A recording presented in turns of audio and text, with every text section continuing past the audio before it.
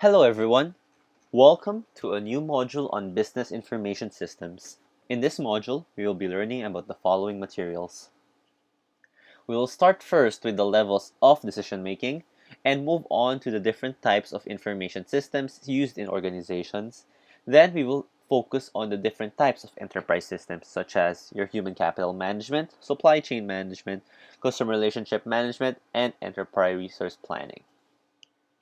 Let's head on to our first lesson, decision making. Why do we need to study decision making in the first place? This is because, as MIS, we are the ones who are to build or recommend the technologies and information systems to aid in the decision making process of people in the organizations. You have to recommend the right technologies to the right people in these organizations. Speaking of organizations, employees, managers, executives, and staff have different roles and responsibilities. For example, let's say in a fast food chain, the business decisions the cashier makes is very much different from the decisions the store manager makes and what more the difference the chief executive makes. We can break these responsibilities into three levels of decision making, as you can see on this slide. This is structured into a pyramid format because, as similar in organization settings, there are more operational level employees, such as associates, salesmen, and cashier people, than there are managers and supervisors, which are found in the tactical level. There are also absolutely less executives and chiefs that are found in the strategic level than there are middle level managers. So, on the bottom level, you have operational level of decision making. On the middle level, you have tactical level, which are for the middle managers and team leaders. And on the top, you have strategic level that are for your executives. Also, below the different levels of decision making, as you can see here, are the different types of information systems that are built for each level. At the operational level, there are enterprise systems and and mobile commerce systems. On the tactical level, there are management information systems and decision support systems. And on the strategic level, there are your knowledge management and expert systems.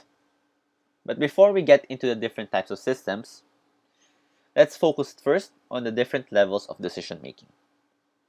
Let's start with the operational level of decision making. These are the decisions made by those dealing with customers and handling routine transactions. Keyword routine transactions. They follow standard operating procedures or SOP of the organization and have little room for critical decision making for themselves. For example, have you ever experienced telemarketing? They follow a script to sell you their product and they have FAQs or frequently asked questions that are also on the script that they follow. Anything beyond the script, might be forwarded to a higher level employee. Here's another example. Have you ever went to a fast food chain in the Philippines and heard the phrase "Ma'am Pavoid"? They do this to delete an order when a mistake is made, right? If you think about it, it should be easy to delete items off your order. But it is part of their SOP or their standard operating procedure, so they do this. They say "Ma'am Pavoid" because those at the cashiers can't just delete the orders of the people. And last, another example I had to deal with recently was when I called Globe, my Globe Internet Service Provider, my ISP. I called to complain about bad internet, but to my luck, they were unable to help me because their system was down. Usually, if it is a common issue like bad internet, internet connection, they can give recommendations on how to fix it, right? But their SOP dictates that they cannot help you as they cannot pull your record from their system and verify your account. So, unluckily, I had to wait and call back when their system was back online. So I had to wait for a few hours. So, on the operational level, again, there is less critical thinking needed. And with that in mind, the systems that you provide them must make their decisions easier to analyze, and make as well. This may be made in the form of making the system easy to use with only a few buttons to click. It may be also in the form of making frequently asked questions and scripts easy to shift through for telemarketers and customer service representatives, and any other ideas you can think of to make the jobs of people working operational level easier and more efficient. Along on this level, other than technology making decision making easier for the operational level, the technology also can track the performance of the operational level employees. You can also track their performance. Employees on operational level and higher levels see their performance. Though they can track their performance, and their supervisors or managers can also see their performance.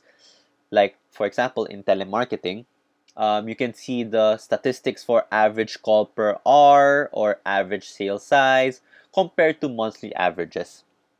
The technologies are used to track their performances, and this is useful because bonuses of these employees are calculated using these metrics. Right? So you can see the use of it. Moving on to the next level, tactical. The middle managers are the ones who need to make tactical level decisions for the business. They make decisions about marketing plans, product development, membership drives, departmental budgets, and other initiatives that are generally tactical. Their decisions may impact their employees' performances or the growth of a department in an organization. They are able to do this through drawing information from business intelligence or BI from data warehouses that have undergone data mining. For more information on what data warehouses are, make sure to check the lesson on databases.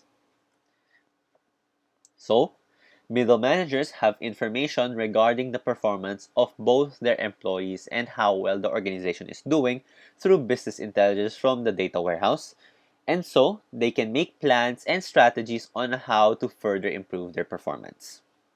Okay? And on the last level, strategic level of decision making. This level of decision making is reserved for executives and leaders who are in the high level of the organization. In here, the organization's leadership, through the executives and leaders, guides the longer term strategies of the organization. The decisions made at this level can have widespread effects throughout the organization and beyond to their suppliers, customers, and the entire industry. Here are some examples. So, for example, the CEO, like the chief executive officer of the organization, making the decision if their organization, should make an offer to buy out a rival or make them an ally. Right? These are some of the strategic plans that were talked about in our lesson on strategies by Sir Gabo. So, such as the case when Jollibee bought Mang Inasal, right? They they are sort of in the same industry. They are in the same food industry. They both their main selling product is chicken, but the CEO of Jollibee decided to buy Mang Inasal for, I think, around 2 billion pesos or something. Okay, another example can be when the CFO or the Chief Finance Officer is asking if they should invest more in their research and development, right? Should you put more money in the researching and developing new recipes, new technologies, right? Should you invest more in this part so that you can find new innovations in your products? Or it can also be applied in a university setting. This strategic level of decision making can be applied in a university setting, like when the university president makes the decision if he should remove this certain department with few majors, right? For example, this department only offers 2 courses. Why should we keep it? There are few students, right? So the university president should draw data from financial analysis, faculty, students, and other metrics that can help him in this decision making process. While executives need summary and historical data from the company's own transactional systems and data warehouses, right? They also need this information. They would also need competitive business intelligence about their rivals. They have to be careful about their decisions because this has a widespread effect on the organization. Um, so providing them with the correct data is most critical. And with that ends the first part of this module. In the next video, we will be learning about different types of information systems used in organizations. So see you then.